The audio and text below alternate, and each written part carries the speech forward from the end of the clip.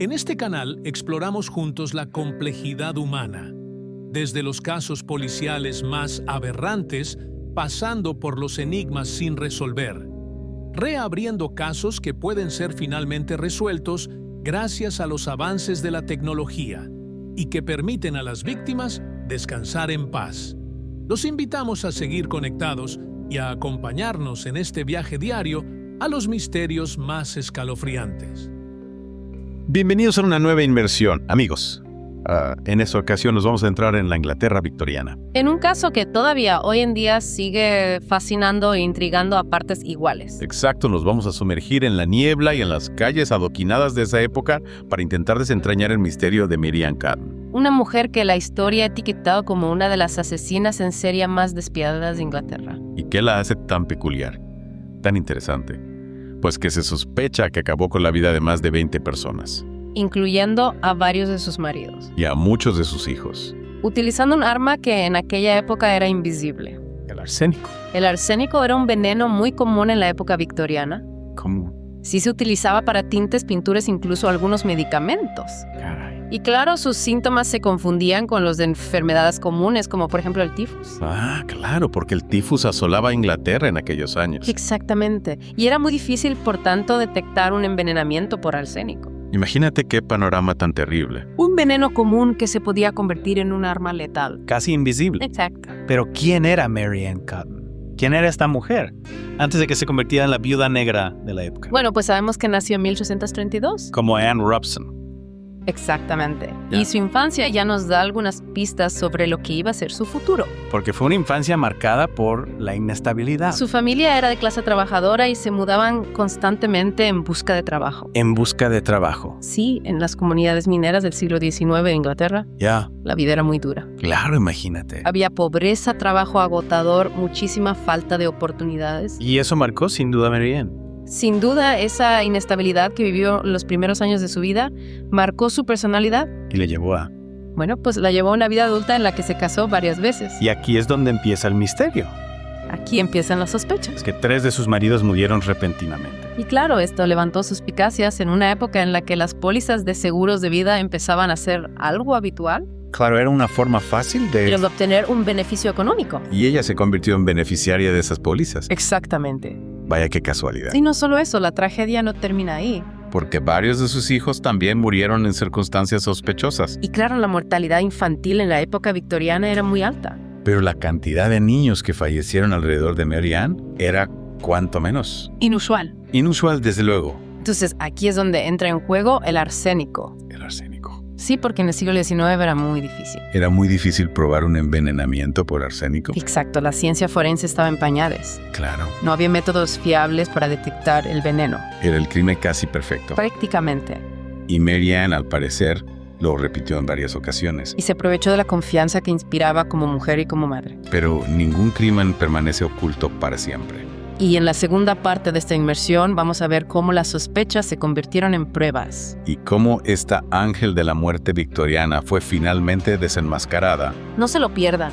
Y es que Mary Ann era una auténtica maestra del engaño, ¿Verdad? ocultando su letal juego bajo esa fachada de esposa y madre afligida. Madre abnegada que había perdido a sus seres queridos. Pero como toda trama bien tejida, al final siempre hay un hilo que se suelta. Y ese hilo fue En este caso fue la muerte de su hijastro Charles Edward Cotton. Charles Edward Catton. Sí, este fue, digamos, el punto de inflexión. El punto de quiebra en la historia. Exactamente, la muerte de Charles despertó las sospechas del médico local. Un médico que no se dejó llevar por Por las apariencias. las convenciones sociales. Recordemos, en la época victoriana, cuestionar a una mujer, y más aún a una madre en duelo, era casi un sacrilegio.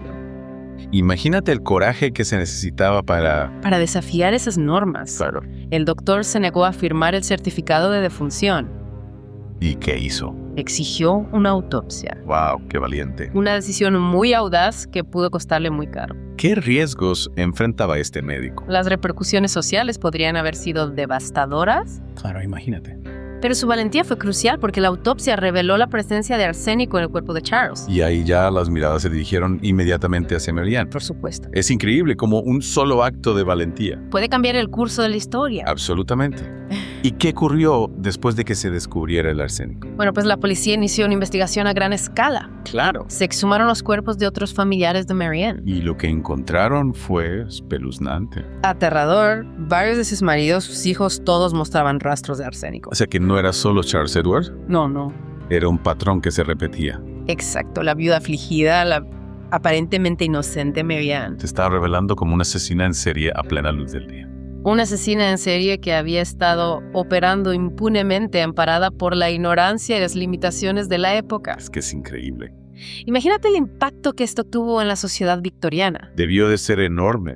Absolutamente la sociedad se conmocionó, los periódicos publicaban titulares sensacionalistas. Claro. Marianne se convirtió en el centro de un debate nacional. Que va más allá del crimen en sí. Claro, se cuestionaba el rol de la mujer en la sociedad, la moralidad, la fragilidad de la vida humana. Marianne removió los cimientos de la Inglaterra victoriana. Sin duda. Es increíble cómo un caso criminal puede tener ese poder De cambiar la sociedad, de destapar ciertas hipocresías. de generar debate.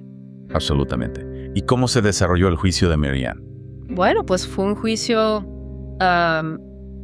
cargado de tensión, con la atención de todo el país puesta en él. Imagínate. Se presentaron pruebas, testimonios, un auténtico drama judicial en toda regla. Claro. Marianne, por supuesto, se declaró inocente. ¿Y qué alegó? Alegó que las muertes se debían a causas naturales, a la falta de higiene, a las epidemias de tifus que asolaban el país. Claro. Pero las pruebas, aunque circunstanciales, la incriminaban. Pruebas circunstanciales. ¿A qué te refieres con eso? Me refiero a que no había testigos presenciales de los envenenamientos. No se encontró el arsénico en posesión de Marianne. Claro. Las pruebas eran indirectas, el patrón de muertes a su alrededor, el hecho de que ella se beneficiara de las pólizas de seguro de vida. Eran piezas de un puzzle que juntas formaban una imagen condenatoria. Exactamente. Y el jurado la declaró culpable. Sí, tras deliberar durante un tiempo la declaró culpable. ¿Y cuál fue la sentencia? La horca, Un final trágico. para una historia plagada de oscuridad. La ejecución de Marianne Cotton el 24 de marzo de 1873. Marcó un antes y un después en la historia criminal de Inglaterra. Sin duda una historia que nos deja sin aliento.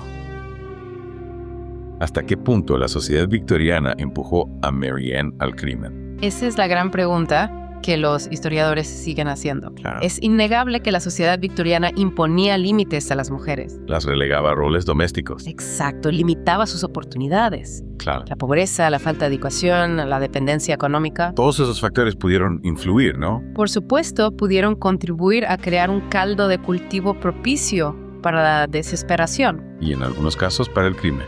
Sí, Y la facilidad para obtener arsénico. claro, ahí está la clave. Le brindó a Marianne las herramientas perfectas. Para llevar a cabo sus terribles crímenes. Prácticamente actuó impunemente durante mucho tiempo. Su caso expuso las vulnerabilidades de la época La necesidad de mejorar los métodos de investigación. y de prestar atención a los patrones sospechosos. Es decir, que en cierto modo Marianne Cotton, a pesar de sus actos atroces. Impulsó un avance en la lucha contra el crimen. ¡Qué paradoja! Sí, una paradoja terrible sin duda. ¿Qué impacto tuvo su caso en la sociedad de la época? Bueno, pues su caso generó un debate nacional sobre la seguridad del arsénico, Claro. llevando a regulaciones más estrictas sobre su venta y uso. Se tomaron Pues medidas. también impulsó la profesionalización de la policía Claro. y el desarrollo de técnicas forenses más avanzadas La historia de Marianne Cotton ayudó a construir un sistema judicial más robusto. y a proteger a la sociedad de futuros crímenes. Su historia nos recuerda que el progreso a menudo surge de la tragedia. De la necesidad de aprender de nuestros errores Exacto. para evitar que se repitan. Y no dejarnos engañar por las apariencias, Porque la maldad puede ocultarse bajo los rostros más insospechados. e incluso bajo la máscara de la inocencia. La búsqueda de la verdad a veces nos lleva por caminos oscuros. Pero es un viaje que merece la pena emprender. Solo conociendo nuestro pasado, podemos comprender nuestro presente. Y construir un futuro mejor.